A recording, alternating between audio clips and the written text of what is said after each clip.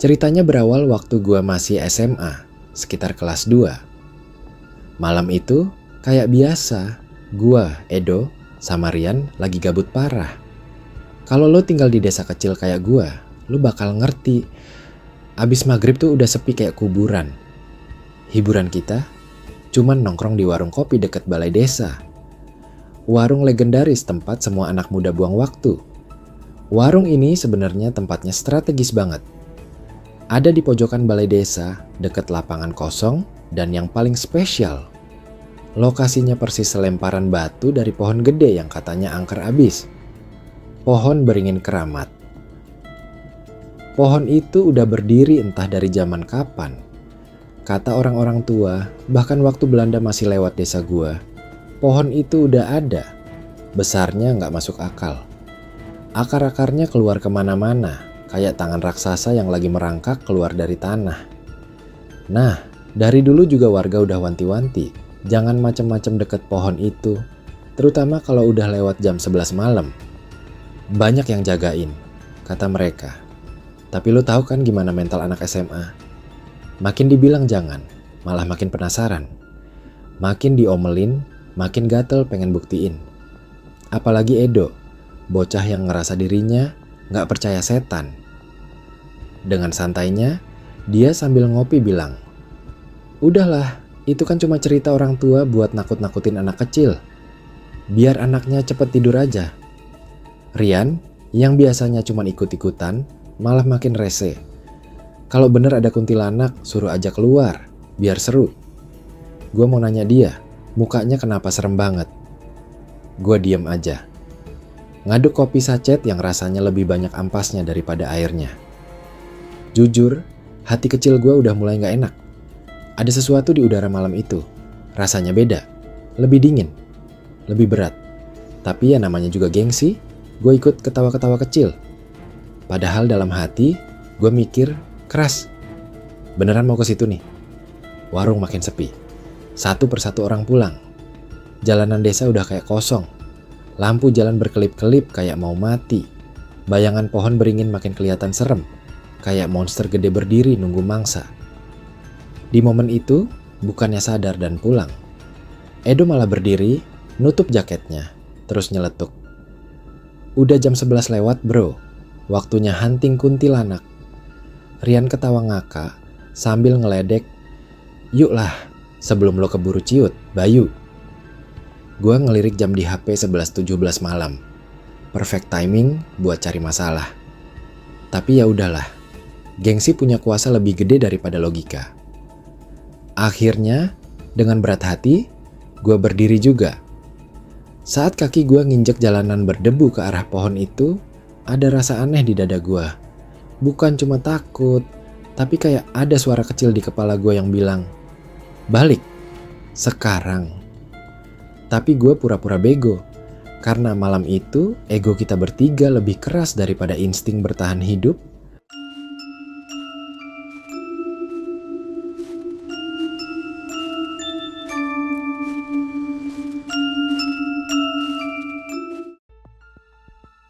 Sekitar jam 11.30 malam, kita bertiga mulai jalan pelan-pelan ke arah pohon itu. Awalnya, kita masih sambil ngobrol bercanda, pura-pura sok berani. Tapi makin deket, suasana mulai berubah. Jalanan yang tadinya biasa aja, mendadak terasa sempit. Lampu jalan cuma ada satu, berdiri miring kayak mau roboh, dan cahayanya redup banget, berkelip-kelip kayak lilin mau mati ditiup angin. Angin malam ngebelai kulit gua, dingin dan lembab, ngebawa bau anyir aneh yang makin lama makin kuat. Bau kayak campuran tanah basah, daun busuk, dan sesuatu yang susah dijelasin. Sesuatu yang amis, kayak bau darah kering yang udah lama. Gua mulai jalan lebih pelan. Naluri gua udah teriak-teriak minta balik. Tapi Rian sama Edo malah makin asik bercanda, dorong-dorongan, ketawa kecil kayak anak kecil main petak umpet. Pas kita udah tinggal sekitar 5 meter dari pohon beringin itu, tiba-tiba, hihihihi, ada suara kecil. Suara perempuan. Tipis, kayak dibisikin ke telinga, tapi jelas banget masuk ke kepala gue. Suara ketawa kecil, cekikikan pelan, tapi rasanya aneh. Bukan suara manusia normal, suaranya kayak terlalu deket, padahal nggak ada siapa-siapa. Gue langsung berhenti jalan. Refleks, bulu kuduk gue berdiri semua. Dada gue sesak, kayak tiba-tiba oksigen di sekitar gue berkurang drastis. Napas gue berat.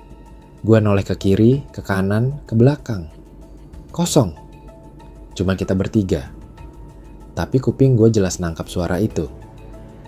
Dan yang paling bikin merinding, suara itu kayak gak berasal dari satu arah. Kayak muncul dari udara di sekitar kita. Edo dan Rian, mereka masih ketawa-tawa kecil kayak gak dengar apa-apa. Edo nyeletuk sambil ngeledek. Palingan suara kucing kawin tuh. Rian nambahin sambil ngakak. Atau anak kecil iseng. Santailah Bayu. Gua diam. Serius, gue pengen banget ngomong. Enggak bro, itu bukan suara biasa. Tapi suara gue ketahan di tenggorokan. Kayak ada sesuatu yang mencengkeram leher gue dari dalam. Jantung gue berdegup makin kenceng. Keringat dingin mulai ngucur di punggung, walaupun angin malam makin dingin. Dalam hati, gue ngerasa ada yang lagi ngeliatin kita. Dari balik kegelapan. Dari sela-sela akar pohon itu. Sesuatu yang senyum-senyum kecil sambil nunggu kita makin dekat. Dan entah kenapa, waktu gue ngelirik ke pohon beringin itu, gue lihat satu hal aneh. Ada satu bagian akar yang bentuknya kayak tangan manusia, kebuka. Seolah-olah lagi ngundang kita buat datang lebih dekat. Tapi sebelum gue bisa mikir panjang, suara ketawa itu kedengeran lagi. Lebih keras, lebih dekat. Dan kali ini, gue ngerasa ada hembusan udara panas banget lewat di belakang leher gue. Kayak ada orang berdiri persis di belakang gue dan ngebisik kecil sambil ketawa. Gue langsung noleh refleks. Kosong.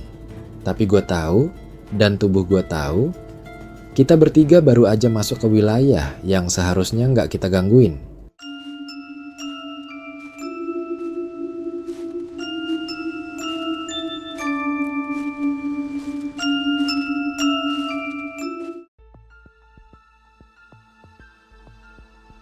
Kita bertiga akhirnya berdiri persis di depan pohon itu.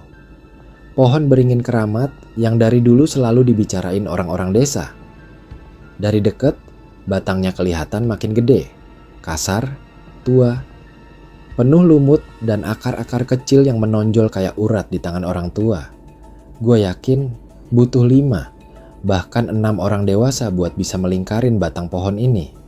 Di sekeliling batang, akar-akarnya keluar dari tanah, meliuk-liuk aneh kayak tangan-tangan kecil yang bergerak, kayak mau narik siapapun yang berani dekat-dekat. Bayangin aja, dalam gelap, bentuk akar itu kayak jemari yang siap mencengkeram kaki kita. Gue udah keringetan dingin. Bukan karena gerah, tapi karena rasa takut yang makin menggigit kulit. Malam itu beneran sunyi banget. Gak ada suara jangkrik, gak ada suara burung malam. Cuman angin yang sesekali berdesir pelan, dan itu pun terdengar kayak bisikan. Tiba-tiba, dari arah pohon, ada suara. Lirih. Pelan. Tapi jelas. Bayu. Gue langsung kaku. Kepala gue refleks noleh ke Edo dan Rian. Dan mereka juga berhenti gerak. Mukanya pucat kayak baru lihat setan beneran. Mata mereka membelalak dan bibir mereka sama-sama ngerapat, nahan napas. Gue tanya, dengan suara gemetar, kalian denger gak barusan? Edo ngangguk pelan. Mukanya makin pias. Rian gak jawab, cuma narik kerah jaketnya sambil celingukan panik. Dalam hati gue masih berusaha nenangin diri. Mungkin cuma suara angin, mungkin cuma ilusi, mungkin cuma gue maksa diri buat mikir logis. Tapi jujur, badan gue udah bereaksi duluan. Jantung gue berdetak kenceng banget sampai gue bisa ngerasain denyutannya di telinga. Tapi belum sempat kita ngerespon, suara itu muncul lagi, lebih keras, lebih jelas, lebih dekat. Bayumi bukan cuma sekadar suara, ada nada memanggil yang berat, serak dan bergetar kayak keluar dari kerongkongan makhluk yang udah gak sepenuhnya manusia. Gue langsung tuh ngerasa seluruh darah di badan gue kayak berhenti ngalir. Badan gue beku. Jari-jari tangan gue mati rasa. Bahkan suara napas Edo dan Rian yang tadi sempat terengah-engah pun sekarang lenyap, digantikan sama kesunyian yang mencekam. Yang makin bikin merinding, gak ada satupun orang, bahkan teman terdekat gue sekalipun, yang tahu kalau gue ada di sini malam itu. Kita kesini iseng, dadakan. Gak ada yang janjian, gak ada yang ngabarin. Jadi siapa yang manggil nama gue? Dan kenapa dia tahu nama gue? Pikiran gue kacau. Gue berusaha keras buat ngerasionalisasi semuanya. Tapi otak gue malah kebayang satu hal. Satu cerita yang sering diomongin orang tua desa. Katanya, kalau kamu dengar nama kamu, dipanggil dari arah tempat angker, jangan pernah jawab. Karena itu bukan manusia yang manggil. Gue nahan diri buat gak buka mulut. Nahan banget. Tapi rasa takut itu kayak ngecekik gue. Badan gue gemeteran. Tiba-tiba Edo narik lengan gue kenceng banget sampai gue hampir jatuh. Dia bisik setengah teriak. Udahlah Bay, pulang. Gue gak enak nih. Serius. Muka Edo panik, matanya berkaca-kaca. Rian juga udah gak banyak omong. Mukanya ketakutan setengah mati kayak anak kecil hilang di pasar. Angin malam makin kenceng. Daun-daun beringin di atas kepala kita berisik. Gesekan rantingnya kayak suara kuku yang nyakar papan kayu. Dingin makin ngeresap ke dalam tulang. Saat kita mau muter badan buat kabur, gue sempat ngelirik sekilas ke batang pohon. Dan di situ, di antara akar-akarnya yang kekar dan melilit-lilit itu, gue lihat sesuatu. Sekilas, bayangan putih. Bayangan perempuan berambut panjang, mukanya gak jelas, berdiri kaku, sambil nunjuk ke arah kita. Tangan kurusnya panjang banget, jarinya kayak ranting kering, dan kuku-kukunya hitam. Gue gak mau lihat lebih lama. Gue langsung muter badan, narik Edo dan Rian, dan kita bertiga lari sekencang-kencangnya, gak berani noleh ke belakang. Dan selama lari itu, gue bersumpah, gue dengar suara itu ngejar dari belakang. Ketawa kecil. Hihihihi. Dekat banget, kayak cuma selangkah lagi di belakang gue.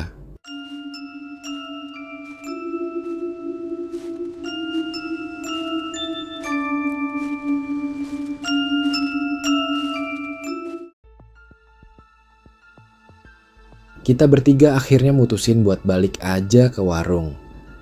Udah cukup lah cari masalah malam itu. Tapi baru beberapa langkah kita mundur, gue ngerasa sesuatu yang aneh banget. Kaki gue berat. Berat banget. Kayak ada sesuatu yang nahan, ngeremet celana gue dari belakang. Awalnya gue kira mungkin nyangkut akar pohon atau ranting. Tapi pas gue lihat ke bawah, kosong. Tanah doang. Gak ada apa-apa yang kelihatan, tapi rasa ditahan itu nyata. Beneran. Kayak ada tangan kecil yang narik-narik sambil nahan gue buat gak pergi. Gue panik. Bulu kuduk gue berdiri semua. Jantung gue berdegup kenceng kayak mau copot. Keringet dingin udah netes di pelipis gue. Tanpa mikir panjang, gue langsung nyorot sekitar kaki gue pakai senter HP. Dan di detik itu juga, gue nyorot ke arah pohon. Gue lihat sosok seorang perempuan berdiri diem di samping batang pohon beringin. Rambutnya panjang banget, awut-awutan, nutupin hampir seluruh mukanya. Bajunya putih, tapi udah kayak lap kain sobek-sobek, penuh noda tanah, lumpur, dan sesuatu berwarna kecoklatan yang enggak mau gue pikirin lebih jauh. Bajunya nempel di badannya yang kurus kering kayak mayat. Tapi itu semua bukan bagian terburuknya. Yang paling bikin jiwa gue hampir copot, matanya. Dari sela-sela rambut kusut itu, gue bisa lihat matanya merah, menyala. Bukan merah biasa kayak mata orang kurang tidur. Ini merah terang, merah darah kayak bara api yang baru ditiup. Dan matanya itu ngelok ke arah gue, gak gerak sedikit pun. Tatapan itu dingin. Kosong, tapi juga penuh amarah. Seolah-olah dia marah karena kita berani nginjek wilayahnya. Gua refleks nahan napas. Badan gue beku di tempat. Sementara senter di tangan gue gemeteran sampai cahaya yang keluar goyang-goyang. Gue mau teriak, tapi suara gue lenyap. Tertelan ketakutan. Gue ngerasain tangan dingin, entah imajinasi atau beneran, nyentuh pergelangan kaki gue. Di saat itu juga, tanpa pikir panjang, gue langsung jerit, "Lari!" Edo dan Rian yang dari tadi juga udah ngerasa aneh, langsung spontan ikutan lari.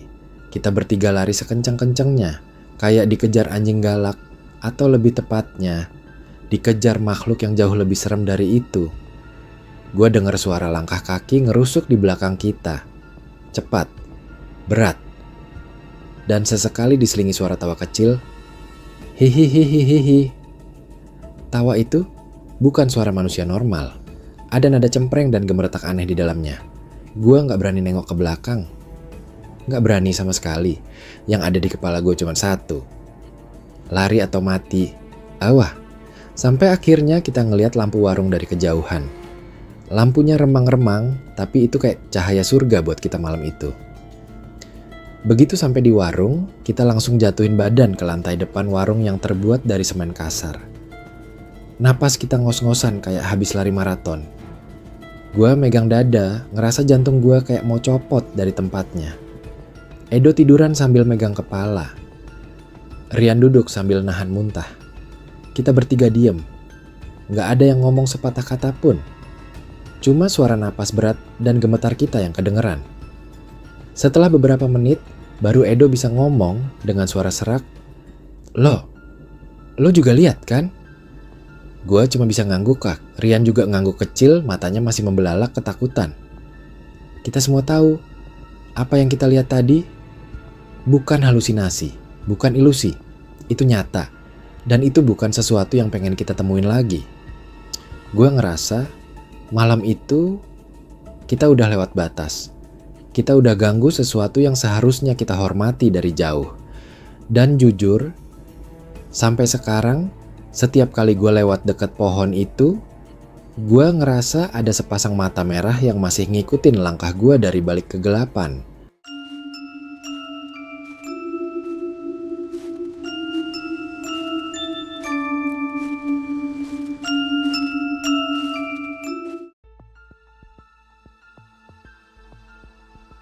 Besok paginya, kita bertiga masih linglung.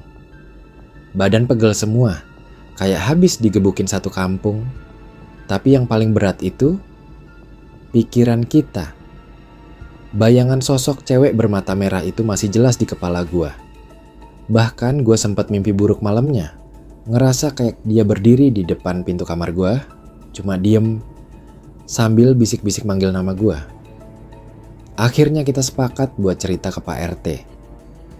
Orang paling dituain di kampung gua. Bukan cuma dituain karena jabatan, tapi juga karena dia salah satu yang dipercaya ngerti soal hal-hal gaib. Rumah Pak RT cuma beberapa rumah dari warung kopi, jadi kita bertiga langsung jalan ke sana. Pas kita cerita, lengkap dari awal sampai detik lari ke warung, reaksi Pak RT bikin merinding. Dia cuma ngelus dada, matanya kosong. Terus geleng-geleng pelan. Udah saya bilang dari dulu, itu bukan sekadar pohon biasa. Ada yang jagain. Suara dia berat, pelan, tapi jelas. Di ruang tamu rumahnya yang sepi, tiap kata Pak RT kayak punya bobot sendiri. Dia nyuruh kita duduk, terus mulai cerita. Ternyata, pohon beringin besar itu punya sejarah kelam yang jarang diceritain ke anak-anak muda. Dulu banget, sekitar tahun 70-an, ada kejadian tragis di situ. Seorang perempuan muda namanya Ranti, pendatang yang kerja jadi pembantu di rumah salah satu keluarga terpandang di desa, jadi korban kekerasan. Kata warga yang masih inget, Ranti ini cantik, baik, tapi orangnya pendiam. Gak banyak yang tahu latar belakangnya. Suatu malam, dia hilang. Gak ada yang tahu kemana. Seminggu kemudian, ada bau busuk yang nyebar dari arah pohon beringin. Pas dicek, mayat Ranti dikubur asal-asalan di bawah akar pohon. Yang bikin ngeri, posisi mayatnya waktu ditemukan. Tangan diikat ke belakang, muka lebam, dan matanya kebuka lebar seakan masih ngelihat orang terakhir yang nyakitin dia. Sejak saat itu, pohon itu dianggap keramat Arwahnya nggak tenang, kata Pak RT sambil ngeliatin kita tajam. Dia nggak pernah dapat keadilan, dan sekarang dia yang jaga pohon itu. Pak RT bilang, hampir tiap malam Jumat Kliwon, warga yang rumahnya dekat pohon sering dengar suara perempuan nangis. Kadang diselingi tawa kecil, kadang cuma suara bisikan lirih yang nggak jelas artinya. Dan itu belum semuanya. Pak RT lanjut cerita, beberapa tahun lalu ada warga baru yang nggak percaya sama mitos-mitos begituan. Namanya Pak Sarman, tukang kayu. Dia nekat motong salah satu cabang pohon beringin itu buat dijadiin kayu bakar. Warga udah ngelarang, tapi dia ngeyel. Besoknya, Pak Sarman demam tinggi. Badannya panas banget, tapi dokter bilang nggak ada gejala medis, jelas.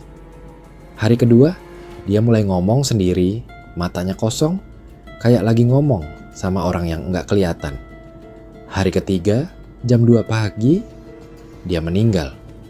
Yang bikin tambah ngeri, istrinya bilang, sebelum Pak Sarman meninggal dia sempat bilang, "Aku minta maaf, tolong jangan tarik aku salah. Jangan bawa aku ke bawah pohon itu." Gua merinding dengar cerita itu. Rian dan Edo juga langsung diem, gak berani komentar. Pak RT ngasih pesan terakhir ke kita. Kalian masih muda, tapi tolong jaga mulut, jaga sikap. Ada tempat-tempat yang memang harus kita hormatin. Jangan sembarangan. Karena gak semua yang tak terlihat itu gak bisa menyakiti. Sejak hari itu, tiap kali gue lewat deket pohon beringin keramat itu, gue selalu ngelangkah lebih cepat. Gue gak pernah berani noleh. Dan kalau malam, bahkan dari jauh pun, gue ngerasa kayak ada sepasang mata yang ngikutin dari balik dedaunan gelap itu. Mitos itu mungkin buat sebagian orang cuma cerita kampung. Tapi buat gue, itu jadi pelajaran hidup yang gak akan pernah gue lupain. Dan jujur, kalau lo tanya ke gue sekarang, gue lebih pilih muter jalan jauh daripada harus lewat deket pohon itu. Sekali ketemu, cukup buat seumur hidup.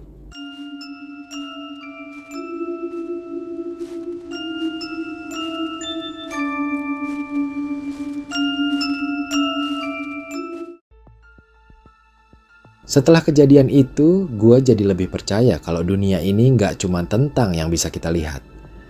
Ada banyak hal yang nggak bisa dijelasin logika. Dan yang paling penting, kalau udah ada pantangan, hormati.